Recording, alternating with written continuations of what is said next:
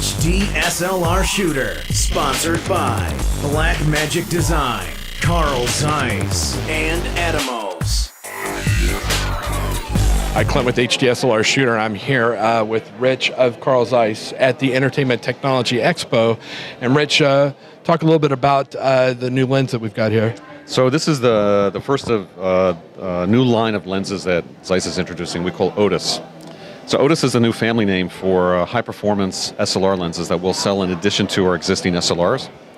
And we started development on this project about 3 years ago in response to a trend that we started to see in the industry towards higher resolution camera sensors.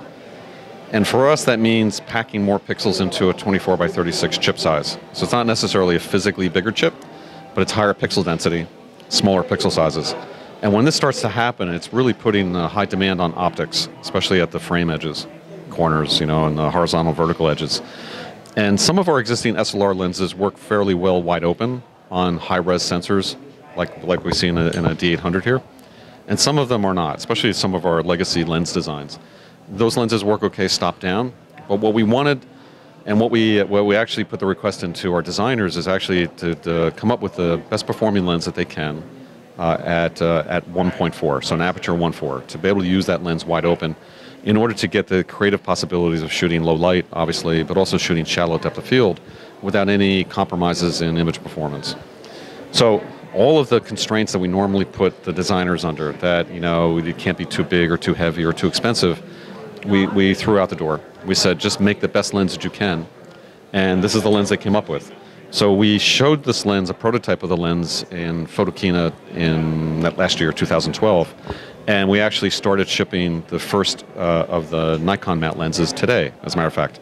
So the first lenses actually are going out to our dealers today. And what we have here is a lens that is a 55 millimeter 1.4. It's the first what will be a small family of lenses. It is physically bigger and heavier than our existing 1.450, which I actually happen to have here on the case.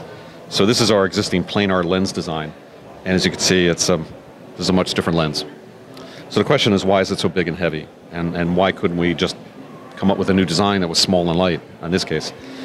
And the reason why is that we're trying to correct for a lot of kind of inherent kind of lens design challenges. Mainly it's field curvature and spherical aberration.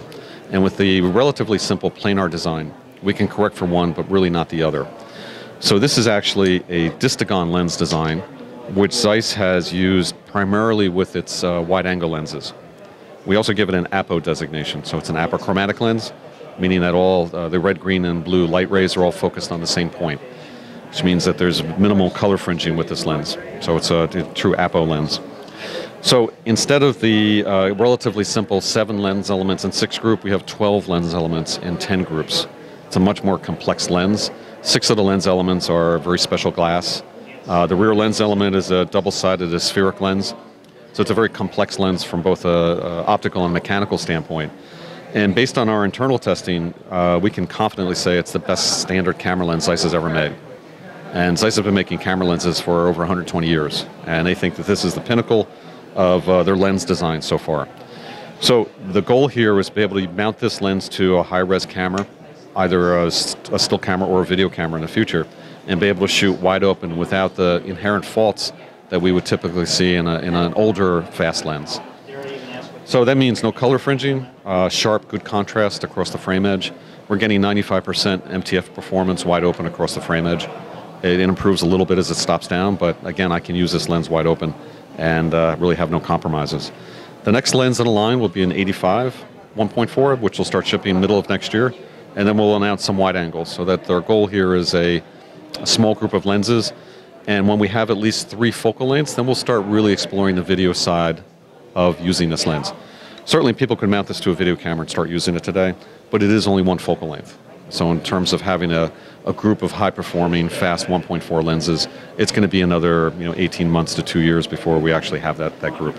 But this is the start. We're really excited. The response has been tremendous to this lens. If I'm a photographer, can you explain to me, or can you talk a little bit about maybe your target audience specifically for this lens? So Zeiss has a long history of making lenses for medium format cameras. So cameras like Hasselblad, Rolly, Contax, for many years Zeiss was really in that business, in high-end still photography. And over the last 10 years, that market has changed pretty dramatically. So a lot of our former customers who used to use medium format camera bodies have moved to full-frame DSLRs. They're smaller, they're lighter, they're less expensive. And now with a camera that's producing 36 megapixels, you mount the right lens to this camera, and it's producing image quality that we can see from a medium format type of camera. So initially, when one of the target markets that we wanted to address when we designed the lens was our former medium format customers that have now moved to full-frame cameras. And what they're looking for was a lens that has a higher level of performance, much higher build quality. So this lens is it's about 2.5 pounds. I mean, it's a really robust lens. The focus on it is ultra smooth. So this is the kind of the caliber of equipment that they were used to using in the past that we can now provide them for high-res cameras like this. You mentioned you're able to isolate the colors without dipping into the trade secrets. Like, how is that possible? It's a combination of both the type of glass we're using and the coatings we use on the lens. So this, Zeiss uses our T-Star coating in our SLR lenses. This is a more up-to-date version of that T-Star coating, so it's a more advanced version.